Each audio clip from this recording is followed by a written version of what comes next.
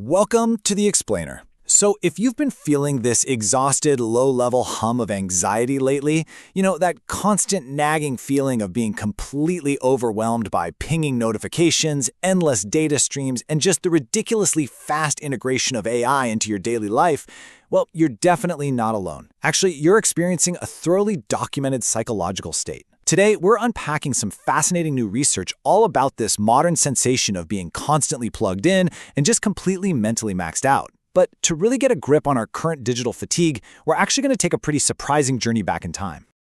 All right, let's take a quick look at our roadmap. We'll kick things off with the age of overwhelm, take a little detour into 19th century nervous exhaustion, explore the revolutions of the mind, dig into AI and cognitive debt, and finally wrap up with reclaiming human resilience. Let's get into it. Section 1. The Age of Overwhelm. To start off, let's contextualize this specific modern threat of digital fatigue. The research brings up a really profound question. As humans, are we just destined to resist technological change until it literally makes us neurotic, or is it actually entirely reasonable to feel this crushed by it? Think about it for a second. Do you feel like you're losing the ability to deeply remember facts or critically think through a complex problem without immediately reaching for some kind of digital assistance? Do you get that slight panic when you're separated from your phone? Because if your answer is yes, you are right in the middle of a major foundational cognitive shift. Section 2. 19th century nervous exhaustion. Let's see how this builds, because it turns out feeling crushed by new technology is a deeply historical human trait. We're definitely not the first generation to feel like the speed of modern life is breaking our brains. Back in 1868, physician George M. Beard actually wrote that the chief and primary cause of nervousness is modern civilization. He specifically blamed steam power, the daily news, and the telegraph for causing widespread nervous breakdowns. I mean, just let that sink in. To the Victorian mind, the telegraph was the overwhelming high-speed tech that was completely destroying their peace. They even coined a medical term for it: Neurasthenia. It was defined as a condition of severe mental fatigue, or a deficiency of nerve force, directly attributed to the relentless strain of modern civilization. People literally felt like they were going into a state of nervous bankruptcy. Moving from quiet, natural agrarian rhythms to loud factory whistles, rigid train schedules, and rapid communication completely drained their biological energy. They were completely burning out. So, how on earth did they cope? To escape the mechanical jolts of the era, 19th century figures and literary characters went to some pretty extreme lengths. In the novel Against Nature, the main character literally builds padded, soundproof corridors to escape the physical noise of progress. Or take Mr. Fairley in The Woman in White, who demands thick carpets, heavy curtains, and only hushed whispers to protect his exhausted nerves. They were basically creating the 19th century equivalent of putting your phone on airplane mode and throwing on noise-canceling headphones. It was a total retreat into hushed interior spaces just to recover their minds. Section 3. Revolutions of the Mind. The crucial takeaway here is understanding how human cognition has been actively and sometimes painfully rewired across different eras. If we trace the 4 industrial revolutions chronologically, you can see how our mental architecture was basically forced to adapt every single time. The first revolution, from 1760 to 1840, brought steam and factories. The second, from 1870 to 1914, gave us electricity and mass manufacturing.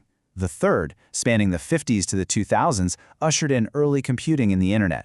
And now the fourth revolution, from the 2000s to today, brings us AI and ubiquitous digital integration. Every time society leveled up, humanity felt overwhelmed, and our brains had to fundamentally restructure how they operated. Now check out this stark contrast. Back during the first revolution, attention was variable, task-driven, and gently guided by the sun and physical processes. You focused on the work in front of you until it was done. Fast forward to the fourth revolution today. Our attention is hyper-fragmented and totally digitally overloaded.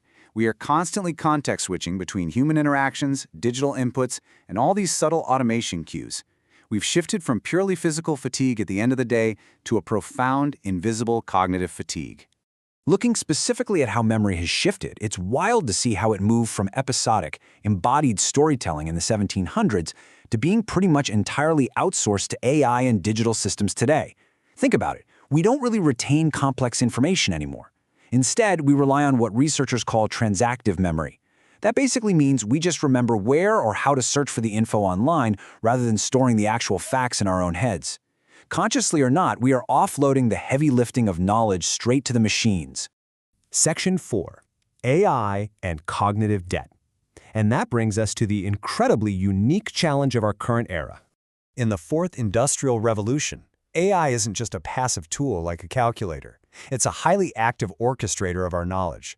Because of this, researchers warn we're facing cognitive debt. This is a brilliant but kind of terrifying term. It's an accumulation of underdeveloped mental faculties caused by automation's seductively efficient assistance. When AI routinely writes your emails, summarizes your meetings, and outlines your essays, you save a ton of time, sure, but you're paradoxically fostering this quiet dependency that slowly dulls your critical thinking and independent reasoning. By letting the algorithm do the heavy lifting, you're basically taking out a high-interest loan against your own brainpower. And this perfectly captures the dual nature of our reality right now. On one hand, AI wonderfully offloads routine tasks and gives us massive data processing capabilities. It allows us to synthesize thousands of pages in seconds, discover medical breakthroughs, and ditch admin work. The positive potential is absolutely staggering. But if left unchecked, and if we lean on it too heavily for basic human functions, it poses severe risks to our internal mental faculties. It's a massive double-edged sword. Let's break down the specific risks. Take critical thinking, for example. There's a huge risk of cognitive laziness when an answer is just instantly handed to you. Or look at creativity. When we're all using the exact same generative AI tools, trained on the exact same data, we risk homogenizing our ideas, slowly losing that messy, brilliant originality of the human mind. Over-trusting AI, mixed with the constant pinging of our devices, directly leads to surface-level understanding and seriously shortened attention spans. We're just skimming the surface instead of diving deep.